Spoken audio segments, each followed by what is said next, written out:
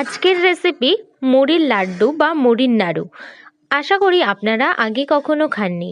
চলুন তাহলে রেসিপিটি দেখে নেওয়া যাক। প্রথমে আমি কিছু মুড়ি নিয়েছি, মুড়িটাকে আমি গুঁড়ো করে নিয়েছি, আর পরে কিছু চিনি নিয়েছি, চিনি নিয়ে সেগুলোকেও গুঁড়ো করে রেখেছি। আরেকটা হাফ নারকেল মালা নিয়েছি, সেই নারকেল মালাটাকে আমি কুড়িয়ে নিয়েছি।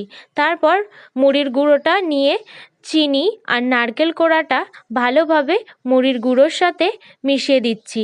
মিশিয়ে অল্প অল্প জল ঢেলে কিন্তু আমি ভালোভাবে মেখে নিলাম। মিশিয়ে নেওয়া হয়ে গেলে আমি লাড্ডু বা নাড়ুর শেপ দিয়ে নিচ্ছি। তারপর মাঝখানে একটা করে কিশমিশ দিয়ে দিচ্ছি। এইভাবে কিন্তু তৈরি হয়ে গেল আমার মুড়ির নাড়ু বা মুড়ির লাড্ডু। রেসিপিটি ভালো লাগলে অবশ্যই একটা লাইক করে দিও, আর আরও নিত্য নতুন ভিডিওর জন্য চ্যানেলটিকে সাবস্ক্রাইব করে দিও।